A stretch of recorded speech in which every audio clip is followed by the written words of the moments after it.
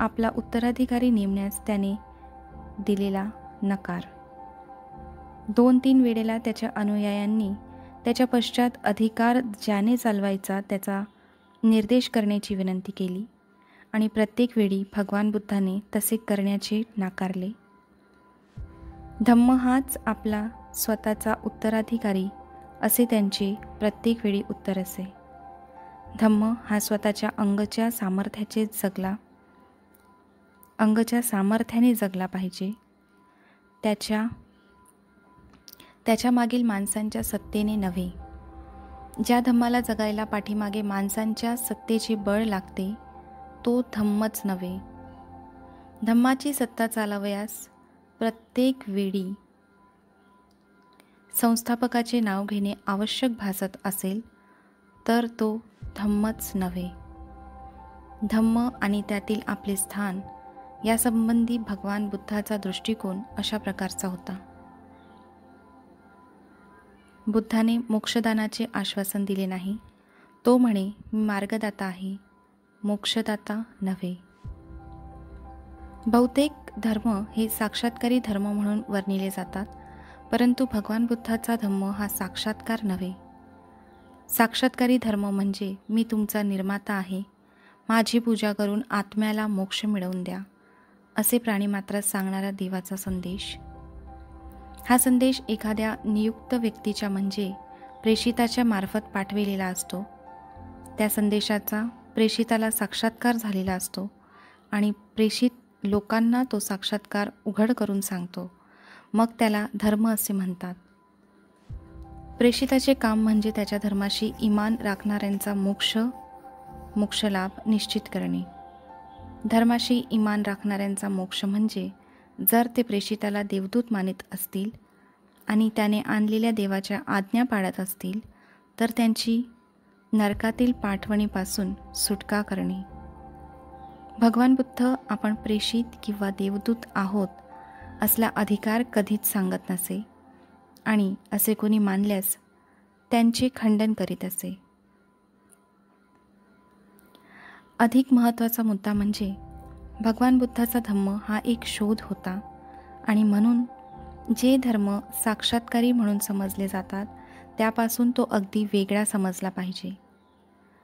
भगवान बुद्धाचा धम्म हा एक शोध आहे असे म्हणण्याचे कारण पृथ्वीवरील मानवी जीवनाच्या सखोल अभ्यासातून तो उद्भवलेला आहे. ज्या स्वाभाविक प्रवृत्तीत मनुष्य जन्म घेतो त्यांच्या क्रिया, प्रक्रिया आणि इतिहास व परंपरा ह्यांच्यामुळे त्यांना मिळालेले इष्टानिष्ट वळण ह्यांच्या संशोधनाचा परिणाम म्हणजे बुद्ध धम्म. सर्व प्रेषित मोक्षाचे आश्वासन देतात. मोक्षाचे आश्वासन न देणारा भगवान बुद्ध हाच एक गुरु आहे. मोक्षदाता आणि मार्गदाता यामध्ये त्यांनी विभाजक रेषा काढली आहे. एक मोक्ष देणारा आहे तर दुसरा केवळ मार्ग दाखविणारा आहे. भगवान बुद्ध हा केवळ मार्गदाता होता. मोक्ष हा ज्याचा त्याने आपल्या श्रमाने मिळवायचा आहे. आपले हे मत मोग्गलान ह्या ब्राह्मणाला खालील सूक्तात भगवान बुद्धाने स्पष्ट करून सांगितले आहे. एकदा भगवान श्रावस्तीत मिगार मातेच्या पूर्वाराम प्रसादात उतरले होते. नंतर मोग्गलान हा गणक हिशेब ठेवणारा ब्राह्मण तथागतांजवळ आला आणि स्नेहाने अभिवादन करून त्यांच्या बाजूला बसला. कुशलक्षेम विचारल्यावर तो गणक मोग्गलान तथागताला म्हणाला, श्रमण गौतमा, ज्याप्रमाणे माणसाला या प्रसादाचे दर्शन क्रमशः होते, पाऊल पुढे पडते, क्रमशः पुढील मार्ग दिसतो, हळूहळू पायऱ्या चढून शेवटची पायरी येते, त्याप्रमाणे आम्हा ब्राह्मणांचं शिक्षण क्रमशः घडते, म्हणजेच आमचे वेद अध्ययन घडते. श्रमण गौतमा, ज्याप्रमाणे अंकगणनेत आणि धनुर्विद्येत पायरी पायरीने प्रगती होते, त्याप्रमाणेच आम्हा ब्राह्मणांचाही आपल्या शिक्षणक्रमात क्रमशः प्रगती होते. जेव्हा आम्ही शिकवणी देतो तेव्हा शिष्याला एकी 1, दुर्की 2, तिरकी 3, चौके 4 असे 100पर्यंत पाढे शिकवितो. गौतमा, आता सांग, तुझ्या धम्मामध्ये अशाच तऱ्हेने प्रगतिशील शिक्षण तुझ्या शिष्यांना मिळते काय? होय ब्राह्मणा, असेच मिळते. ब्राह्मणा, एखाद्या अश्वविद्येतील निपुण पुरुषाचे उदाहरण होय. उदाहरण घेऊ. तो प्रथम जातिवंत घोडा घेऊन त्याला लगाम घालून पहिला धडा देतो. नंतर तो त्याला अधिकाधिक शिकवू लागतो. ब्राह्मणा, अगदी त्याप्रमाणेच तथागत शिकाऊ माणसाला हाताशी धरतात आणि त्याला पहिला पाठ असा देतात. बंधू, शीलवान हो आणि कर्तव्याच्या जाणीवेने स्वतःला संयमित कर. सदाचार संपन्न हो. शूद्र दोषातही भय आहे हे ओळखून स्वतःचे वर्तन ठेव. विनयाचे परिपालन कर. हे सर्व तो शिकल्यानंतर तथागत त्याला असा दुसरा पाठ देतात. ये श्रमणा, ये. डोळ्यांनी वस्तू पाहिली असता तिच्या बाह्य देखाव्याने अथवा तपशिलाने भरला जाऊ नकोस. संयमरहित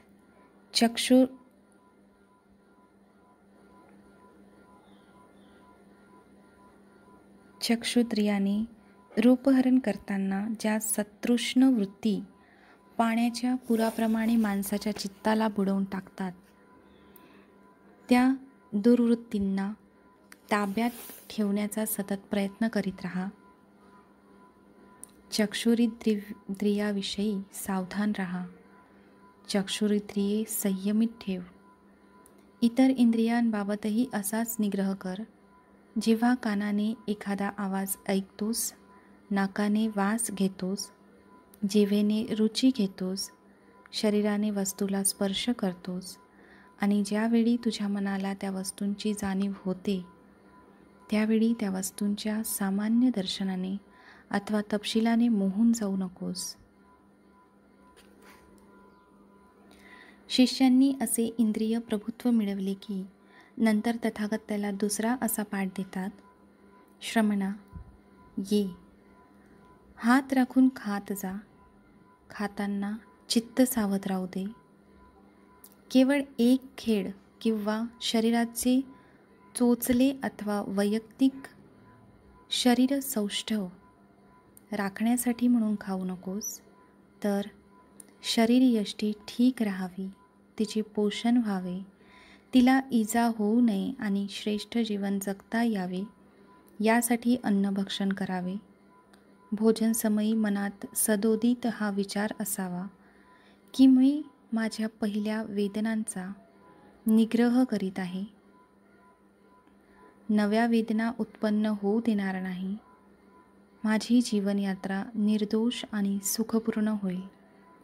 नंतर, हे ब्राह्मणा, श्रमण अन्नभक्षणाचा निग्रह शिकला की तथागत त्याला पुढे असा पाठ देतात. श्रमणा, या जागृतेचा अभ्यास कर. दिवसा चालता बसता तू चित्तशुद्धीचा प्रयत्न कर. रात्रीच्या पहिल्या प्रहरीसुद्धा येरझाऱ्या करीत किंवा एका जागी बसून चित्तशुद्धीची साधना करीत राहा. दुसऱ्या प्रहारी उजव्या कुशीवर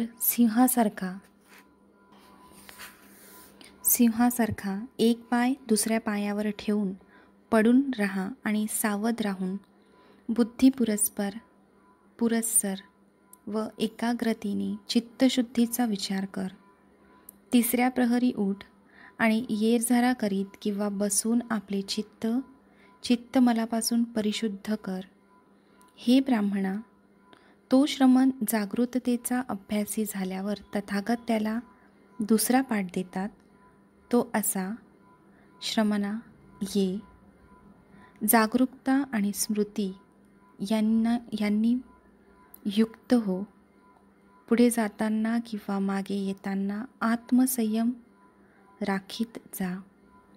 पुढे किंवा मागे पाहताना वाकताना किंवा विसावा घेताना, अंगात वस्त्रे घालताना किंवा भिक्षापात्र नेत असताना, खाताना, चघळताना, स्पर्श करताना, शरीर व्यापार करताना, चालताना, उभे असताना, निद्रिस्त असताना किंवा सावध असताना, बोलताना किंवा मौन धारण केलेले असताना, सदैव स्मृतियुक्त म्हणजेच जाणीवपूर्वक संयम राखीत जा. नंतर हे ब्राह्मणा, त्या शिष्याला आत्मसंयम साधता आला तर तथागत त्याला पुढील पाठ देतात. श्रमणा, ये. एखादे एकांताचे स्थान शोधून, मग ते अरण्य असो, एखादा वृक्ष असो, पर्वतगुहा असो, पर्वतगुफा असो, स्मशानस्थान असो, वनगुल्म असो, आकाशाखालील मोकळी जागा असो, अथवा गवत पेंढ्यांच्या राशी जवळची जागा असो, तसे एखादे एकांत स्थान तू शोधून काढ आणि अन्नभक्षण केल्यानंतर आसन मांडी ठोकून शरीर ताठ ठेवून 4 प्रकारच्या ध्यानांचा अभ्यास कर. हे ब्राह्मणा, जे श्रमण शिष्य आहेत, ज्यांनी मनोनिग्रह अद्यापि साधलेला नाही, परंतु तो तसा साधण्याची ज्यांना इच्छा आहे, त्यांना मी असे क्रमिक शिक्षण देतो. परंतु ज्यांनी अर्हतपद प्राप्त केले आहे, ज्यांनी आसवांचा नाश केला आहे, ज्यांनी आपल्या जीवनाचा उद्देश साधला आहे, ते कृत्य झाले पाहिजे, झाले आहेत, कृतकृत्य झाले आहेत. ज्यांनी आपल्या शिरावरील भार उतरून दिला आहे, मोक्ष मिळवला आहे, ज्यांनी भावबंधनांचा उच्छेद केला आहे, प्रज्ञेने जे विमुक्त झाले आहेत, त्यांना वरील अभ्यासक्रम आपले वर्तमान जीवन सुखपूर्ण आणि जागरूकतेने संयमित राखण्यास उपकारक ठरतो. तथागताचे हे भाषण ऐकून तो गणक ब्राह्मण म्हणाला, परंतु गौतमा, मला हे सांग की तुझे शिष्य अशा तऱ्हेची परिपूर्णता किंवा निर्वाण मिळवू शकतात काय, किंवा काहींना ते मिळविताना अपयश येते काय? ब्राह्मणा, माझ्या काही श्रावकांना असा उपदेश केला असताना आणि त्याचा त्यांनी अभ्यास केला असताना काहींना निर्वाण साधता येते आणि काहींना ते साधता येत नाही. परंतु गौतमा, याचे कारण काय? तिथे ते निर्वाण आहे, इथे हा निर्वाणाकडे जाण्याचा मार्ग आहे. इथे श्रमण गौतमासारखा थोर गुरु आहे. मग ज्यांना तू असा उपदेश केला आहेस, शिक्षण दिले आहेस, त्यांच्यापैकी काहींनाच फक्त निर्वाण साध्य व्हावे व काहींना होऊ नये, हे कसे? ब्राह्मणा, त्या प्रश्नांचे तुला मी उत्तर देतो, परंतु प्रथम माझ्या एका प्रश्नाचे तुला योग्य वाटेल तसे उत्तर द्यावे लागेल. सांग, तुला राजगृहाचा रस्ता पुरा माहीत आहे काय? होय, मला तो पूर्ण माहीत आहे. बरे, मग ह्या रस्त्यासंबंधी पुरी माहिती दिली असताना एक मनुष्य चुकीचा मार्ग धरतो आणि पश्चिमेकडे चालू लागतो. नंतर दुसरा मनुष्य येतो, तो मार्ग निर्देशासंबंधी तुला विनंती करतो. तू त्याला सूचना करतोस, तो तुझ्या सूचनेप्रमाणे वागतो आणि सुरक्षितपणे राजगृहाला जाऊन पोहोचतो. ब्राह्मण बोलू लागला, त्याला मी काय करणार? फक्त मार्ग दाखविणे हे माझे काम आहे. ब्राह्मणा, मग मी काय करतो हे तुला कळले असेलच. तथागत फक्त मार्गच दाखवितो. या सुक्तावरून स्पष्ट होते की बुद्ध हा मोक्षाची आश्वासने देत नाही, तो फक्त मार्ग दाखवितो. आवडला तर व्हिडिओला लाईक करा. व्हिडिओची लिंक तुमच्या मित्रमैत्रिणींसोबत, नातेवाईकांसोबत जरूर शेअर करा. धन्यवाद.